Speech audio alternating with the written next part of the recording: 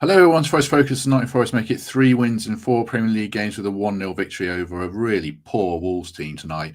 A terrible game, arguably not a particularly good performance, but 3 points are what counts. And as Igor Jesus finally got a goal he's certainly earned. So joining me to reflect on the game, first of all, is former Reds midfielder Lewis McGugan. Lewis, how are you this evening? Yeah, not too bad. It's not the most of enjoyable games with watch, but yeah, 3 points is 3 points. Indeed, I think that's the takeaway. But we'll try and provide people with more insight than that. So thanks for everyone who's with us. Mark Sutherns, how are you? Yeah, scratching around to find the positives out of that. And obviously, the one big one is the 3 points. But other than that, it's quite tough because it was dour, wasn't it? Absolutely appalling game to watch. It was. Lou's gone. He'll be back in a minute. Don't worry. I mean, it's sort of, people think I'm being too negative here. In terms of performance, it actually reminded me of the Wolves game, the West Ham game, where I was watching that first half. I will maintain to my dying day that West Ham are absolutely abysmal, and and we should. The difference here was we got the goal with that moment of quality, and that's what counts. And we take the 3 points, but just in general, reflect on what we saw, Mark. Yeah, I think it's the first game I've watched us under Dyche where you can start to claim that we're playing too many long passes down the channels, too many, we're putting our players into too many 50-50s and hoping it's coming our way. And the first game where you can look at it and go, Anderson, Sangari, Gibbs-White, the players who are in our team who have got some quality on the ball, we just didn't manufacture enough opportunities for them to bring that quality to bear. And I don't want to jump to conclusions that we're playing too many long balls, but I do think we hit the channels too much. We hitting long balls to Jesus, and I don't think we needed to do that. I think we could have won that game much more comfortably, playing a bit more football. But obviously, we got the 3 points, and that is what matters. But it's not a performance that I'd want to take forward, put it that way. We will need to play a lot better than that, because that Wolves team, I can't remember a Premier League team as bad as that. And I think Lewis is probably going to say something similar. Yeah. Also, give us your take on the game, Lewis, and then I'll ask you a different question about whether it was an isolated performance and the context around it. But what did you make of the game in general, though? Yeah, I think when you look at the game, in itself, I think what you have to look and you look at in isolation, going to Wolves, where they are, where we are. I think it's really important that we go and take maximum points. I think then you go and look at the game in isolation and what the opposition are. I think anything over the maximum points, you've really kind of dropped some points there, and where you are right now in that thing going to Everton on Saturday, I think it was really important that we took full advantage of that. As Mark's point there, I really can't get to the point where how bad they are. There was points in the first half they didn't even look like they had no idea. They had no way of playing. So it like I said, it's one of them where I think all in all, where we are, it's a really good 3 points. It's an important 3 points. The performance was nowhere near there, but I think the manager and the players will kind of done and dusted. Let's get out of the way. Let's get up the road and let's go again for Saturday, where we're going to have to be a lot better. So the big question, I suppose, I want to ask you a couple of ones, Lewis. First one is isolation the word? Because the mentality of the players, perhaps on a game like that, is they know they're playing a really poor team. They're going to go to Everton and know they're going to have to play much better. And when you know you have to play much better, you probably just do. Or do you think there'll be a hangover when we go to whatever the Everton Stadium's called now? No. I think that they've got to be. I think they've got to. They know that it will have to be better. They know that Everton are going to have a lot more attacking input, a lot more structure, a lot more idea than that what they had with Wolves this evening. So again, sometimes it's really difficult when you play against that kind of team in that kind of way. Did it make us drop into their game a little bit more? Sometimes that can happen. Sometimes the game becomes quite so kind of bitty. There's no real quality in there, and it's sometimes hard to kind of get your rhythm. But again, I think we have to expect that we're going to get a lot better opposition on Saturday, and we need to be a lot better, a lot more decisive in what we want to do. And listen, I think a few of the players potentially had a bit of an off night tonight, but again, having an off night and still getting 3 points right now in going into kind of December, into the Christmas period, I'd rather be in that position than kind of sitting here tonight and perform maybe a little bit better, but have potentially drew the game or lost. Yeah, if we were sat here tonight discussing a draw or a defeat to that team, I would certainly have had my chin on the floor. I mean, a fair point here, Adventurous Vlogger. It's isolation. Look how good we were at Liverpool. So I think that is a factor around the quality of the opponents. Certainly, Chris Aylmer. Give me money, Chris Aylmer. Yeah, finally, remember when Everton won 1-0 at our place under Dyche, and it was an awful game. In many ways, this surpassed it. Gibbs White and Anderson work rate big. Morato better today. Maybe we'll talk. Elliot Anderson played badly tonight in many ways, I thought. Let's talk about in isolation then, Mark. Lewis said there about bitty, lack of quality. The first half, I was just tearing my hair out because I thought 1 goal should bring 3, but we just couldn't get it. No, and I don't know what it was with the final ball again, I guess. We had those 2 chances in the headers, and certainly Ndoye should have done better. I mean, that was 7-8 yards out. We had the goal disallowed. I think it's fair that goal was disallowed, but for me, we just didn't create enough. We didn't, we weren't at it enough to exploit the amount of space they were leaving us as well. We had time on the ball. In that first half, I think we had opportunities to work situations to get our quality players into positions where they could hurt them, and we just never seemed to do it. And I can't put my finger on what it was in that first half, that whether it was just a bit of complacency, like, well, this is, I mean, I felt this is even easier than I expected it to be. Maybe the players felt it was as well, and they just felt, well, it's going to come. We'll just, we don't need to up it. But I was a little bit worried going in at half time that Wolves couldn't come out and be as bad, but they were as bad, so it was fine. And then we did have that moment of quality that produced the goal. So there were just so few moments where we were able to put a thread 4 or 5 passes together and manufacture a situation to get either Ndoye or Gibbs White or Hutchinson into space where they could supply and hurt the opponent. And I think it was there for us to do that, and we couldn't manage it. We didn't manage it very often in the second half either, but we did get that one opportunity and we got the goal from it. But I don't know what we put it down to. And maybe it is just the opposition, the situation, the fact that it's only a matter of days since we last played. Maybe it's down to that. I think, if we're going to be positive, we've got to say it's in isolation, and we're going to be a lot better at Everton. As Lewis said, we're going to have to be, because Everton are a far, far better side than that Wolves team. Yeah, I would really, really hope and believe so, because it was a tough old watch, certainly at times.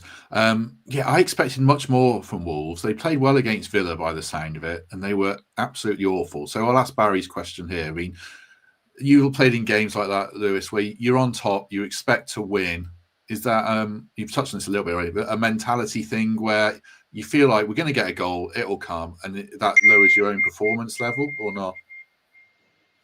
I think it's sometimes difficult. I think what it is with them games, you kind of take it into sometimes when you're playing kind of cup competitions against lower opposition. It's as long as kind of the game goes on, they've got something to hang on to. It gives them one of them games. What you try and do is you try and kind of kill their momentum as early as possible. And I think an early goal would have really kind of killed their bit of hope that they've got. Because at this point in time, that's what they're kind of hoping on. Can we just try and stay in the game? You look at large parts of the first half, and I don't think they came out of their half. Even when the ball broke on transition, they had no kind of forward pass. There was backwards all the time. So I think it was clear to see that they was just trying to stay in the game, and maybe nick something from a set piece or from a kind of switch off in terms of concentration. But it is difficult sometimes because again, you have to break them teams down. And that's something potentially Forest will have to kind of get in their armoury of thinking, right, when we play against teams now, they're probably going to be looking to try and nick a point, or probably going to be sitting in, and they're not really going to offer that much. That potentially sometimes doesn't open up them gaps and areas for our better players to go and kind of get into them pockets. So sometimes the game and the tactics in it can be a lot different. But I think we had enough quality on that pitch. And I think, again, if we'd have got that early goal and again, the disallowed goal there, if that goes in and we go from there, potentially we then go 2 and 3 and it's a different conversation. But I think it's never easy. But like I say, we're sitting here and we're talking about it. We've got 3 valuable points in what is, again, at this point in time, I'm not sure if Leeds are still winning. But again, that makes it even more kind of important that we do it. But again, we've got to go away on Saturday and hopefully try and at least get a point, but hopefully 3. Yes, we'll talk more about the value of the 3 points and the bigger picture, certainly. Thank you very much to Graham for signing up for membership. Graham Wright, Stephen McCubbin as well. Really appreciate that from both of you chaps. Talk a bit about Dan Ndoye. I feel like this is a really negative post-match show for a 1-0 win, but he was the central character in the first half, Mark. He had a chance where, on another day, he probably expects to do better from Hutchinson's cross, and then he's integral to the disallowed goal. We'll talk about those in general. What did you make of Ndoye? He got a lot of flack on Twitter, and I'm more of a fan of his than most, but I do think his last 2 games, he's really struggled.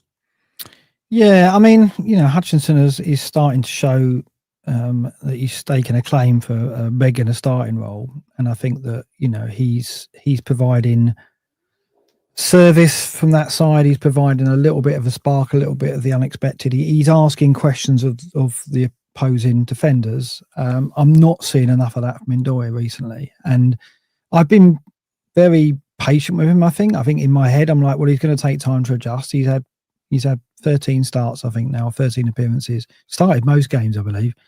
And we're not seeing it yet. We're not seeing the progression that I would expect by now. Like I would have thought that he'd start to show glimpses more often than he has. Like he's a good player. He's a solid player. He keeps the ball well. But for me, the way we play and the way we have played, previous seasons, we need more from our wingers, because we're relying on service to Igor Jesus or Chris Wood or whoever that centre forward is. They're not a centre forward who are going to create chances on their own. So we've got to get service in from wide, and we're starting to see it from Hutchinson. We're not seeing it enough from Ndoye, and we haven't seen it enough from Ndoye. So it's a question now with Callum on the bench, Callum Hudson-Odoi on the bench. How much longer do we give Ndoye the starts, and how long is it before we see Hutchinson and Callum Hudson-Odoi as our starting wingers? So that question has to be asked now, I think. He's an interesting player, isn't he? Because I thought he does do decent work going back. I think Dyche probably likes him. Well, I remember the Leeds game. I thought he actually played really well, Ndoye, and he wasn't bad at Liverpool, obviously, because we won 3-0 there. Just the last 2 games feels like he's taken real backward steps in terms of attacking intent. Where are you at on Ndoye, Lewis? Yeah, I think it's an interesting one. I think you look at especially the last couple of performances. I felt that if we look at the Leeds game and we take each one of them in isolation, we look at the Leeds game, I felt that Hutchinson really came on and changed the game. Obviously, he got the penalty. That I felt that he followed up that, and quite unlucky not to start against Liverpool. But again, I thought he came on and affected the game. And then I felt at times on Sunday, I thought he was really good. I thought again, that momentum, that kind of directness. What I like about Hutchinson, and we look at Hudson-Odoi, who I think last year at times was really good. I don't quite think he's maybe at them heights this season, but I think what Hutchinson gives us is a winger that's prepared to go both ways. And I think we haven't got that, or we haven't got that winger that really wants to. I think again, Hudson-Odoi has been very effective, but it's kind of that coming inside, which is quite there. I think Hutchinson, what he does is more than happy to go on the outside and go on his right foot. And I think as a winger, that keeps the fullbacks and the defenders guessing a lot more. And I think again, his performances in terms of where we are as a winger, I think he's probably the first on the team sheet, in my opinion, right now. I think with Hudson-Odoi, I think where they are now, I think collectively, in terms of what you said, Matt, both kind of on and off the ball, I think he's probably just ahead because he does a lot more defensively. And I think in terms of Sean's team, I think he maybe trusts him a little bit more on that side. But I think them two are quite similar in terms of no one's really took grasp of that kind of other opportunity right now. And I think it's Hutchinson and another, and I'm not quite sure who that one is yet. Does Hutchinson definitely start for you at Everton then, Lewis? For me, yeah. For me, yeah, no worries about fitness or anything like that. Yeah, no. Listen, I think what it has been, he's been quite unlucky. There's a lot what's kind of gone on, and he hasn't really played a lot of football. So I think he'll be chomping at the bit. I think he's now playing football, and I think that's what he wanted to do when he came here. So he's had that really stop-start kind of start to the season. So now I think he'll be really itching to get as many games as possible to build up his consistency and his kind of fitness. So he definitely want to be coming out of the team. And it's just having a look at it now, what that other side looks like. Does it look like a Dominguez, which see a lot of managers have done, where they've played Dominguez off that other side and been a bit more solid? But when we go with them kind of two out-and-out wingers, I think it's Hutchinson and one of the others. I got some stats on this situation. This is really surprising. So Hutchinson versus Ndoye, right? Hutchinson's had 298 minutes, and Ndoye's had 953 minutes. And Hutchinson had one start, and Ndoye's had 13. Shots, Hutchinson's had 11 to Ndoye's 9. Crosses, 36 to Ndoye's 32. Successful crosses, 10 to Ndoye's 7. Chances created, 13 to his 9. So he's had less than a quarter of his minutes, and yet he's beaten him in every single key stat that you want from a winger. Well, he's had a third of his minutes. Okay, he's had a third of his minutes. But every key stat that you'd want from a winger in terms of creating chances, taking shots on goal, crossing the ball, he's beaten him. So Ndoye's output is just, it's hard to say it's not poor by comparison, isn't it? And it makes Hutchinson clearly our best option in one of the wing positions. And then it's a question of, do you play Callum Hudson-Odoi midweek as well as on a Sunday or Saturday? So we've got to get more from Ndoye, because those numbers are quite stark when you compare him to Hutchinson on the other side. Do you think the manager will see it that way, Lewis, in terms of just attacking output, or will he look at a rounder picture experience? I don't know. Or does it just come down to pure delivery at the end of the day? No, of course. There's loads of different things in there. And like I say, sometimes, especially where we are, can we just look at it and play two out-and-out wingers? Maybe if one of them or if both of them aren't that defensively sound. So there's so many factors that go into it, and that's what the manager might be looking. Let's go a bit more of an out-and-out winger on one side, and we've got a little bit of a kind of option on the other side where still we can get that impact on the attacking area, but we know that they're going to do the other side of it and really kind of double up at times. So there's so many things that go into just picking it. It's not just purely on what they do on the ball. I think nowadays, especially with attacking fullbacks and the amount of distance they cover, you have to have wingers that are prepared to go both ways. And sometimes what you do, you have a little bit more of a free roamer player that's allowed to maybe not cheat a little bit, but just a little bit more advanced, because you know that he's going to give you that quality on the other side, but also that kind of balances with the other side is a little bit more structure, a little bit more solidity. So I'm sure the manager will look at that in the upcoming days. But I think it's important that we get it right. It's important that we try and get that balance. Obviously, I'm not sure in terms of Bakwa where he is currently in terms of coming back in, but I think he'll have a real like impact and an input into that equation. And again, if we can get all our wingers chomping at the bit and really waiting for that opportunity, that's only going to make the club and the team and the squad ultimately in a better direction for what we're trying to do. Excellent stats from Mark. I shall come back to Mark after this break. Let's have some energy and enthusiasm from Matt Ford. We'll see you in 35 seconds. And then we'll talk about the disallowed goal in the first half. Not only have they created something fantastic, where they've created like an identity around a pub that had been there a very long time. They've like given it this new lease of life. That's become an extension of the ground, really, the Big Shed. He's so funny, man. That advert. And I tell you what, the pies look great. I'm jealous of people who have season tickets. I'm jealous of people who get to go to the Big Shed or the Trent Nav on the regular. I'm just like, man, I just want to sit in that pub all day. I want to drink. I think they had Bass on tap there. 10 pints of Bass, 10 cobs, a pie. Go home to have the best sleep you've ever had. I was ready for 10 pints of Bassers. So at times in that first half, but we got there. We got there in the end. If you need positivity, just get Matt talking about the Big Shed. That's fine. Exactly. You're going to get it, aren't you? Exactly. Just rounding off the first half then. Any complaints, Mark, about the disallowed goal at all? Not really. I think that he's directly in front of him. And he did obviously have an interaction with him before the attempt came in. They took a long time over the decision, and I presume it's. But my interpretation of the rule is that the player has to be making an action that would interfere with the goalkeeper's view of the goal.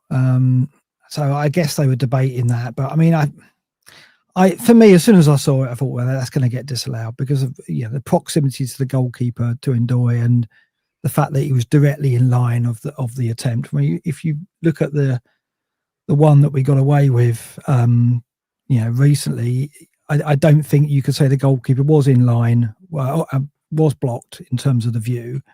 Yes, there was a player in offside position, but in my opinion, that one should have stood, and it did stand. And this one, though, because how much he's in line with the shot as well and the direction of the shot, I think it's fair enough. So I didn't feel bitter about that. I just felt like it took too long to come to that conclusion. Yeah, no complaints from me. Lewis, any complaints from you? And also, at that point, you must be feeling a bit frustrated for poor Igor Jesus. We'll come on to him, but he was unlucky at Liverpool, and I felt like he was unlucky there.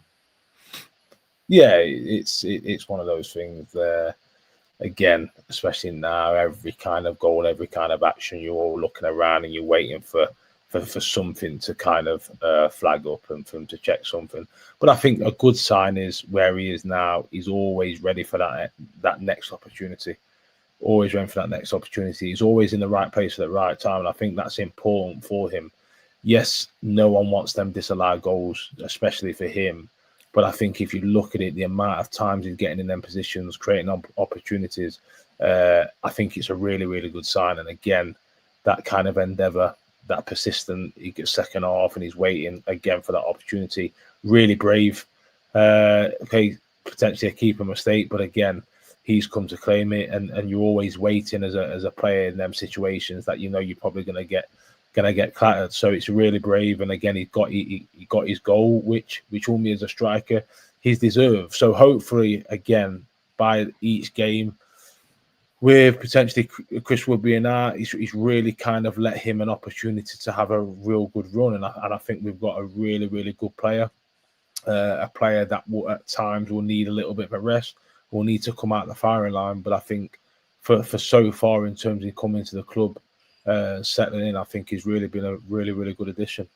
Yeah, I agree. I see a comment here asking were they checking for the penalty as well. They didn't mention that on commentary, but it just seemed like they were just deliberating the offside for such an inordinately long time for what I thought was a pretty straightforward decision against us, unfortunately, I must admit. Focusing on the goal, Mark, I fully agree with Lewis. Really brave, really good header. Probably lucky that Johnston comes out and messes up. But the other aspect is it was that moment of quality, again, from Hutchinson. If he puts 10 crosses in, 5 of them are going to be really dangerous, I think, at least, aren't they? Yeah, and this is it. Like, I'm looking at Igor Jesus and I just think we're not getting him enough quality service. Like, I'm looking at his data now, and he's had a shot every 25 minutes in a Forest shirt this season, which is right up there with the top strikers. But you look at Thiago for Brentford, he's having a shot every 35 minutes. So less frequently than Jesus. So we're getting Jesus more chances. But Thiago's had 11 big chances and Igor Jesus has had 2. No, he's had 18 big chances to Igor Jesus' 2. So if we can get him service, I think he will get us goals.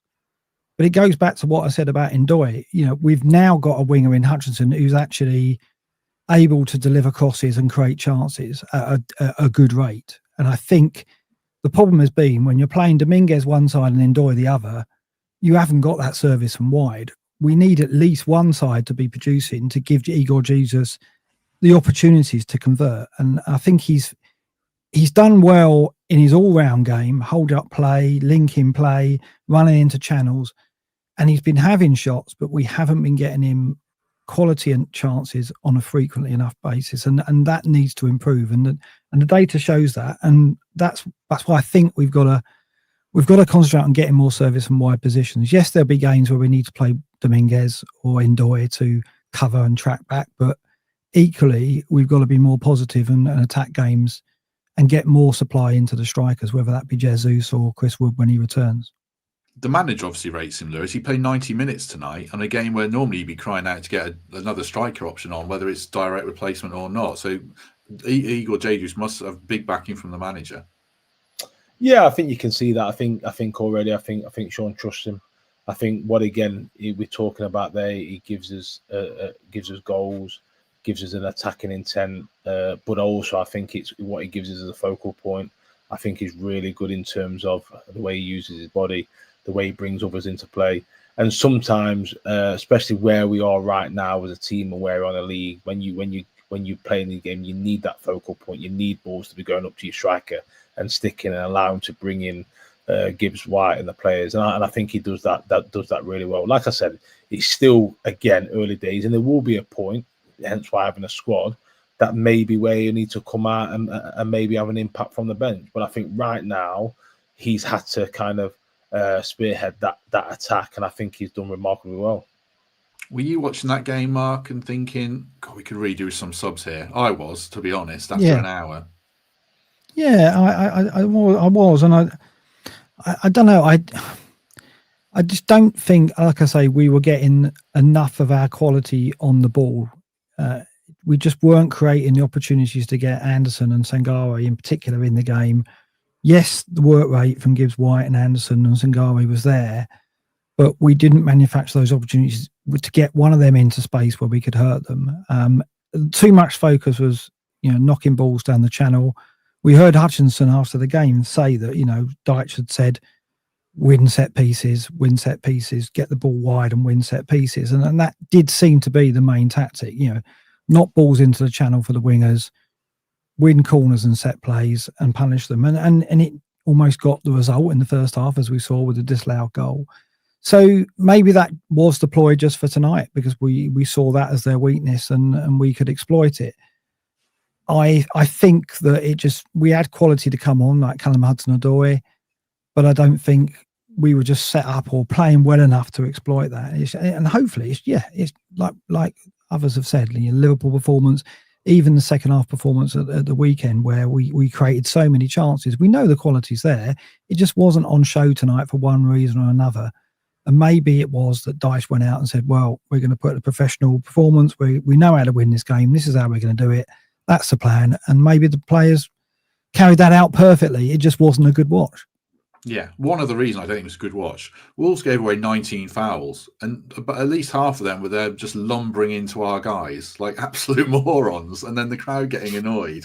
I mean, just barging us over. Elliot Anderson got kicked to high heaven a bit in the first half as well, and the ref should have really booked Andre or João Gomez, I thought. But yeah, I thought that was another factor in why it was a poor game. Certainly, we've talked about our kind of deficiencies on the night in attack, Lewis. Do we give credit for how we defended, or are we probably being a bit kind to Wolves there because maybe they didn't offer too much? Yeah, listen, I think it's a tough one. I think again, for large parts of the game, I didn't think they offered that much really in terms of an attacking intent. I think you've also got to defend your box well, and I think at times we did that. I think if you look at the last 10-15 minutes when they changed and they went a little bit kind of more direct and they was putting a few more balls in there, we still got to defend the box. I think at times when Sells was called upon, which is very little, I thought he kind of helped out his defence, come and claimed a couple, which in them games is really helpful as a team for your goalkeeper to do that. But again, I think when we at the back of the start of the conversation, I think, was we really tested that much tonight? I don't think it was. Again, we had to make sure and grind it out and get the goal and get the victory and hold on to it. But again, when we talk about defensive action and how we need to be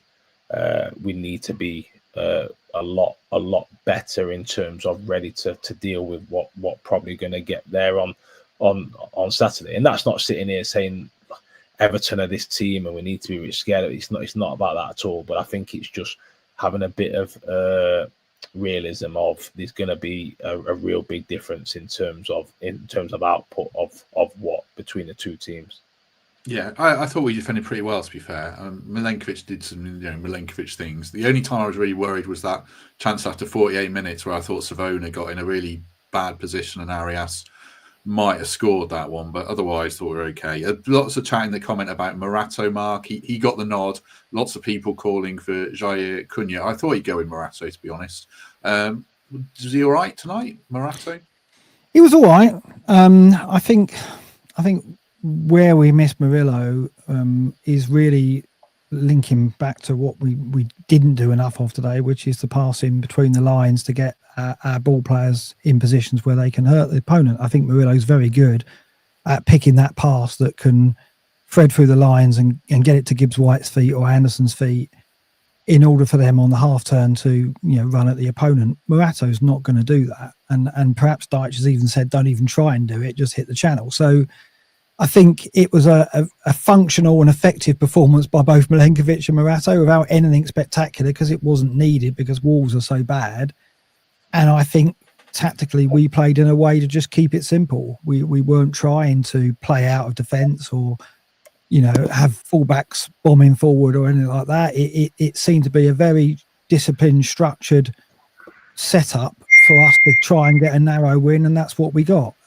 So I think with Murillo in that defence, it's very, very different because Murillo has the ability to try things where he can bypass the midfield and find our players in space, or he can even knock those long balls. Look at that long ball he knocked for Hutchinson to create that goal a few weeks back. He's got that in his locker. And Morata doesn't give us that. But what he is, he's a solid defender who does a job, and he did that tonight. Jair Cunha, from what I've seen, he's got a little bit more about him. I think he's good on the ball. He can carry the ball. He looks, he's got poise and composure. He's obviously got that height. I'd like to see more of him, but I think at the moment Morato's got that third spot. And although we've seen some errors, I think that's warranted. But I'd like to see what Jair Cunha can do in the future, because when Murillo's not in the team, we do miss that ball playing centre back who can thread a ball into our midfielders so they can hurt the opponent. Yeah, be interesting if he's there. Or I've said this on the other show on Thursday. Who emerges from the pack out of Cunha, Abbott, and Tyler Binden was his name that got a shout in the longer term, certainly. Right, have a quick think about man of the match. I'll come to Mark first, but just before that, quick word of thanks for Streamline Growth. If you're looking to enhance your business, make things more efficient, get in touch with them. James Bogue, who runs it, is a big Forest fan and a big supporter of this podcast. So scan the QR code, click the link in the description. If you're a small business or a big business and you want to make things work better, more efficiently, then do get in touch with them. We always do man of the match. There was lots of contenders in other games, probably not so many tonight, but there were some good performances or decent performances. So who would you give it to, Mark? I think I'm going to give it to Hutchinson just because he created that chance with that bit of quality. I think he was always showing for the ball. I don't think we got him in enough good situations, but I think when he did get the ball, he was positive. He took on his fullback. It wasn't his best performance. Like, he's played better for us off the bench for sure. But I think in a game where we needed someone to step up and provide that moment to unlock Wolves, he did exactly that with that cross. And obviously Jesus' header was a brave one, converted it well. But I think without the cross, it's not going to happen. So I'm going to give it to Hutchinson because it's his first start. I think it's going to be his first start of many based on the numbers we've seen tonight compared to Ndoye. So I think that he's going to be a key player for us now going forward in the Premier League. He's not in that Europa League squad. I'm pretty sure he will be if we progress. And hopefully, we see more of that kind of chance creation. 4 assists for him now this season, which 4 assists from one start. At the moment, he's our best hope to create something in that team. So I'm going to give it to him tonight with the view that hopefully there's more to come. 700 people watching, which is lovely. Thanks very much for that. Yeah, a few shouts for Hutchinson, a few shouts for Igor Jesus as well. Lewis, man of the match, obviously, please give me your take on that. One other thing, just on Hutchinson, Mark mentioned moments there. That player who's expected to produce moments, that was you when you were in a Forest shirt quite a lot of times. So is that the thing about Hutchinson or yourself? You can be out of a game for long spells. I don't think he was tonight, but then you come with that moment of quality and you've done your work tonight in that sense. Is that fair or not? Yeah, listen, I think as football's evolving, football's changing, I think, again, you have to play within a structure to that. I don't think when we talk about players with that, I don't think you see a lot of them these days. I think you see little snippets of them. But I think you look at Hutchinson, you look at Gibbs White, you look at Doyle, you look at your wingers there, and potentially Anderson at times. I think again he wants to be involved in that conversation. They're your players that can do a little bit of magic, and they're the players that can do a little thing to change the game. And again, that's what they're in the team to do. And when they can create their moments, I think it's really important. And I look at him, and like I said at the start of the show, I just think when I look at him now, I think he gives us a different look. I think he's a winger that's really direct, but again, I think it's really important that he goes both ways. And I think and I know it might sound maybe not that important to some, but it's really, really important that you have a winger that is prepared to go both ways. And we know when he goes on his right side, it's not his most confident, but I think it just constantly gives us another look, and players feed the ball to him. And I just think he has that directness of, when I get that ball 1v1, I'm coming straight at you, and I'm prepared to go either way. And it's important for our players to then get into the box and wait for his delivery. And like I said, I'm really, really happy for him, because I think it's been a difficult period. He's a really young boy, do you know what I mean? And in terms of a lot what he's gone through in terms of the early thing, I don't think it's been any fault of his.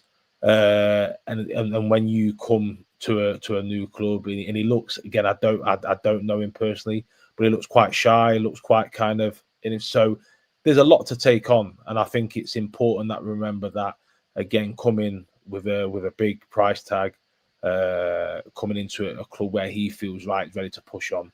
And really, the start of it has been a bit of a disaster for him personally. So I'm really happy for him that he's now playing. He's now earning his opportunity to play, and by game, he's getting better. He's getting more confident, and I think that's just a plus for the football club and the team and the manager. And I think he'll be looking at it and thinking, if we can continue to get him where he wants to be, if we can continue to get his potential out of him, I think we've got a fantastic player on our hands.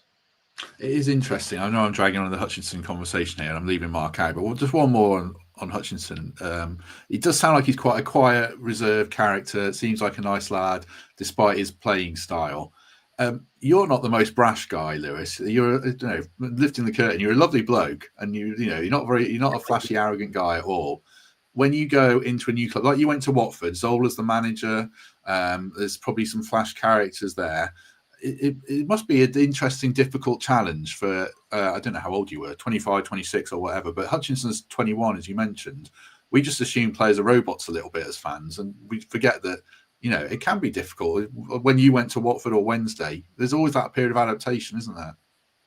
Yeah, of course. I think it's like anything in going into a new environment. I think you go in there preempting a lot of things. As a human instinct, you want to go into an environment, you want to be liked, you want to get on with people, you want to feel comfortable, and they're all them things is no different to a footballer. And sometimes you go into a club, into a training ground, and everyone wants it to work, and sometimes it just doesn't click, and things kind of off the pitch in terms of looking for a property, your family being settled, or they're moving or not, and all these things there. sometimes can be really difficult. I think sometimes you look at it a lot. When people first come to a club, especially coming a lot of the time for the first 6 to 8 weeks, they'll be living in a hotel. So even at the point there, you haven't really got even though it's a base and a room, but you don't really feel like you're home, and you're coming back, and you haven't got that kind of opportunity to cook and all them little things where it might feel silly, but it's then you're in a hotel and you're in a room, you're going back to a room, and you're trying to find yourself, and you're trying to get comfortable in your new surroundings. So until really you get into your own place and own property and kind of start putting your home kind of touch you, then you can start to feel like you're really settled. So all these things have to come, but the reality is they come in the background of people who are expecting you to go out there, and they're expecting you to perform straight away. And sometimes that happens, and sometimes you hit the ground running, and sometimes it doesn't. And again, the longer that is happening, sometimes it's difficult to then go. And listen, I'm not sure what his kind of start and settling period was like, but I know with the added thing on the pitch in terms of being left out of the squad and not playing, and the kind of price tag, I'm sure that weighed on a lot of things. And he's only a young boy, kind of to digest all that. So what looks like is he's come out on the other side. I think the management team and the staff will be really good for him now. I think they'll really simplify things for him. They'll really help him in terms of Sean, in terms of his man management, how he talks to players. I think that will help him a lot.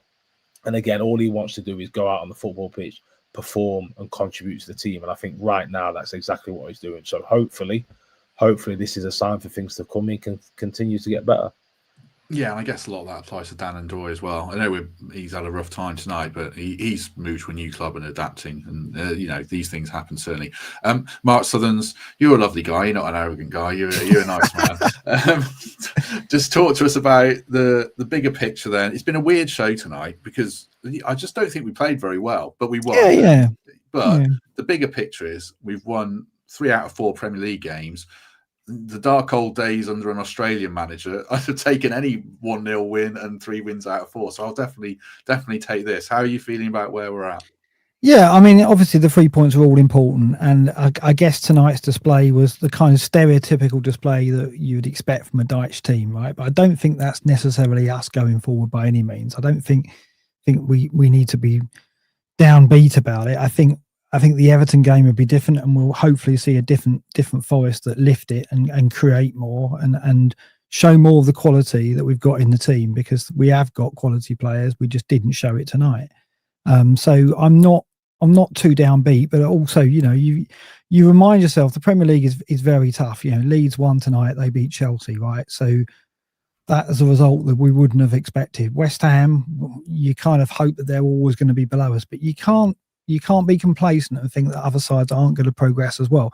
So we've got to get some consistency, and we've got to keep grinding out some points, because we're not out of the woods yet by any means. We should have enough quality where we're safe, but we're not yet safe. And so I think it's a reminder tonight that there's still difficult times to come. There's still a bit of suffering to come, but hopefully with more quality performances and more opportunities to get our best players on the ball, we'll win football matches and get clear of it. But it's just a reminder tonight that there's still work to be done. But at least we're nowhere near as bad as that Wolves team. No, I can see the Wolves fans in the chat I'm in. I haven't read what they said, but I don't think it'll be too pretty. I think West Ham play Manchester United tomorrow. If we could actually rely on Man United for once, I would leave a 4-point gap to the bottom 3. Can you ever rely on Man United? That's the trouble. They're very inconsistent. You're not watching them under Amorim, you can't, can you? But hopefully they get a win. A rare time I'll be hoping they win. It's interesting, like what Mark says, Lewis. We're not out of the woods. I do think we'll be fine, but there are going to be tough days to come, and you have to get points, and we've done that tonight. How are you feeling about it all? Yeah, like I said, I think that's where we are. I think again, it's really good that we got maximum points tonight, and we've ticked that off. But again, we've got to go Saturday, which will be a really tough game. Again, they got a really good win last night, so they'll be expecting, especially after their last home performance against Newcastle, which wasn't the best. So I think they'll be looking to put a kind of a different show and a different look of it now that they're back at home.